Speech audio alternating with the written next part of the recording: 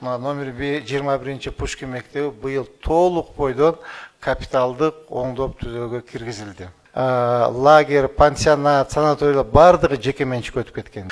Ошол азыр мен айтылган көчөлөр, мектептер толук бойдон Кудай кааласа, толук бойдон бүтөт деп мен сизди ишендире алам. Урматтуу мекендештер, Москва шаарынан Кыргызстандын бардык аймактарына жүк ташуу кызматы, үй тиричилик буюмдары, шаймандар кандай гана жүктүн түрү болбосун, арзан баада каалаган өлчөмдө, ишенимдүү жана өз убагында жеткирип беребиз. Жүктөр Москвадан Бишкек шаарына келип таратылып, андан бери Ысык көл, Жалал-Абадка, Ошко келип, Баткенге да жөнөтүлөт. Москвадан Кыргызстанга аптасына 2 жолу жолго чыгабыз. Сиздин жүктөрүңүз биз менен ишенимдүү жана тез жетет. Ушул 2025 жылы ушул аймакта эмне иштер болду? Ушул боюнча кыскача Төлөкөн айылдык аймактык башкарма башчысынын отчетун угайлы. Анда сөз Орозбаев Мирланбек Абдимиталиевич сизге берилет. Биздин Төлөкөн айылдык аймактык башкармалыгында 2025 жылы бир алгылыктуу көп иштер болду. Төлөкөн айылында айта кетсек 60 орунду балдар бакчасы ачылды. Ошондой эле Кыргызстан айылында Курбанбаев атындагы орто мектеп дагы ачылып, заманбап бүт шарттар менен окуучуларыбызга ачылды. Озур айылында, билесиздер, Озур айылында мектеп şu авариялык абалда болчу эле, ошол Озур айылында 3 кабаттуу заманбап бүт шарттары менен, ыңгайлуу шарттары менен ушул окуучуларыбыз үчүн мектеп ачылды.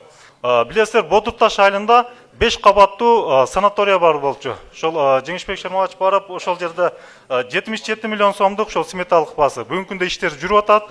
Эгер бүтүп калса, муниципалдык биринчи жолу ушундай санатория курулмак. Бул элдерге, балдарыбызга шарттар түзүлмөк. Ошол Озур айылында дагы балдар бакчасы жок, ушул балдар бакчалуу болуп жакшы болмок. Ошо ички көчөлөр дагы асфальт төшөлдү. Коңур жаз каналында 250 метр атайын техникалар менен каналдар арттап тазаланды. Азыр эми кириш сөздү жана ушул 2026 жылы эмне жумуштар жасалып айтып отурчун? Ош шаарынын мэри Докторбаев Жеңишбек Шермович беребиз. Төлөкөндө аталып калган, бирок бул сиздер ушул жерде турган аймак бул шаардын борборуна кирет. Шаардын центри так. Ушул мурдагы Калинин көчөсү азыркы мынакей Амур Темуров болуп калды. Мамыров көчөсүнүн абдан акыбалы начар болчу, өзүңөр билесиңер да. Черемушка көчөсү, Черемушка почти жок болуп кеткен болчу.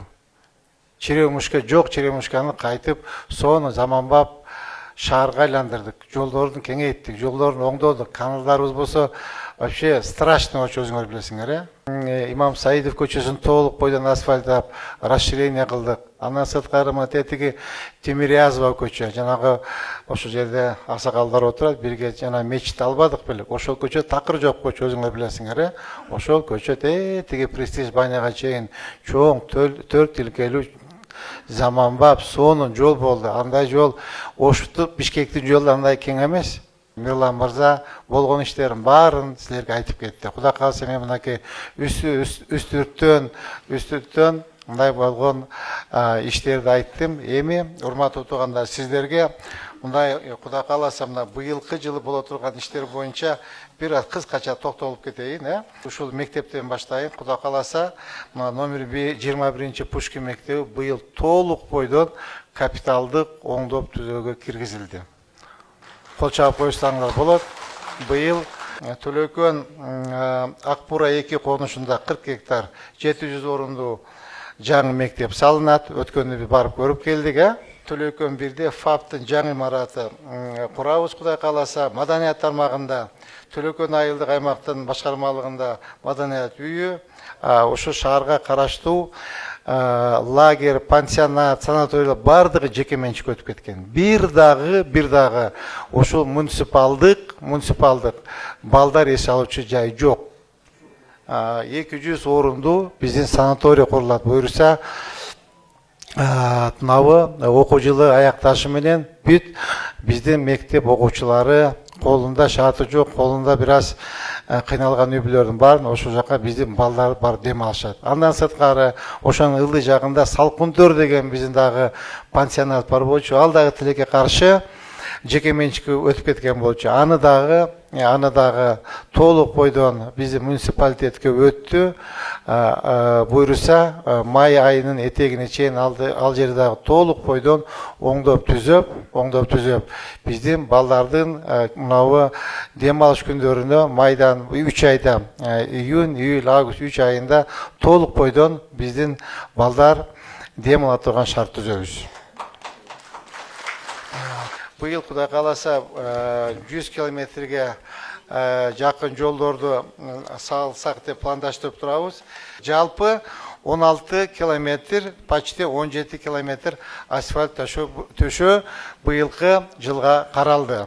Урматтуу шаардыктар, эми силерде жалпы былтыр 2025 жылы сиздердин аймакка 1 миллиард 400 миллион сомдук каражат сарпталды. Сиздерге сөз берип асфальт төшөлөт деген көчөлөрдүн 100% барын аткардым.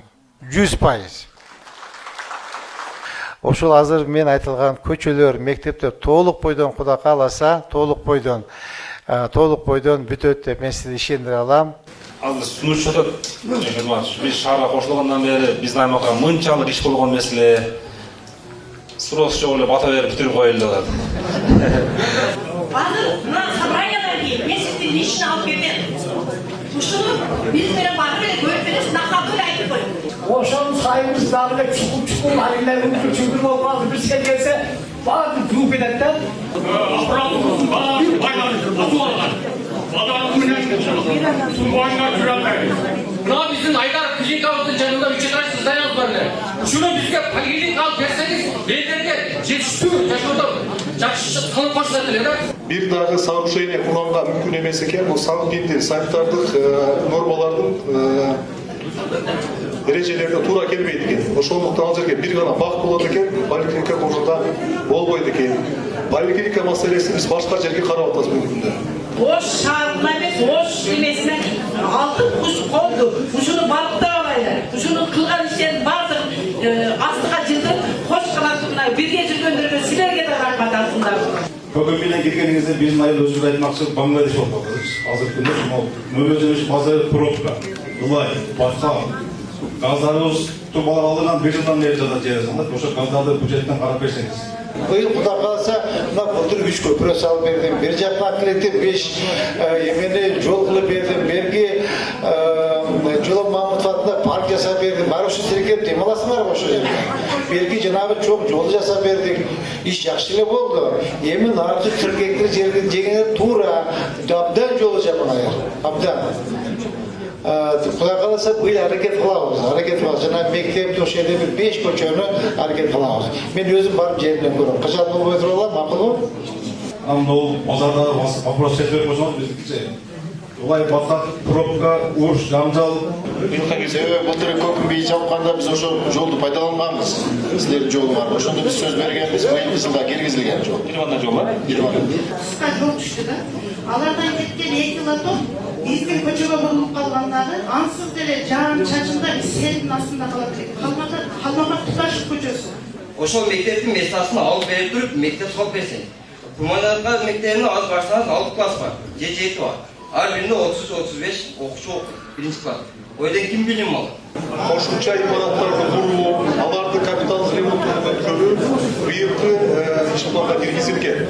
Ал эми кирбей калган мектеп садиктердин баарын жеринде көрүп, карап көрөбүз. Бизде дихакча коюнча дайым болмай жок. Мына мен болсо эле ноябрь айында суроо берем ушунда. Суроо ошол жерге бир баар бермей жол устам. Ош шаары чоң экен. Абдан чоң. Кайсы бирин басасың асфальты? Кайсы жерге барсаң асфальт? 50 жылдан бери асфальт төшөлүп атыр. Акырын аракет кылдык. Кудай кааласа былтыр 100 километр асфальт басты. Жобалар боюнча канализация долбоор былтыр башталган. Быйыл азыр 2 этап менен башталган. 2-чи этабын долбоорлор бүтүп калды, алда ошол жумушу жүрүп жатат. Быйыл аяктап ишке киргизебиз. Негизинен ушул транспорт маселеси.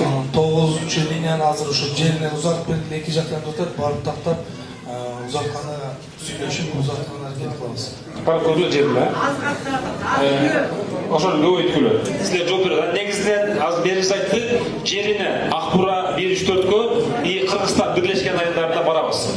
Андан соң дагы келиңиздер, аксакалдар бата Bata veringizler. Ardından bir sorunlar versin. Şundan yıkmakta, birbirimizi vurmakta, birbirimizi silah, yaxşı işler. Allah'a emanet olun. Sonra bakarız da. Aradan da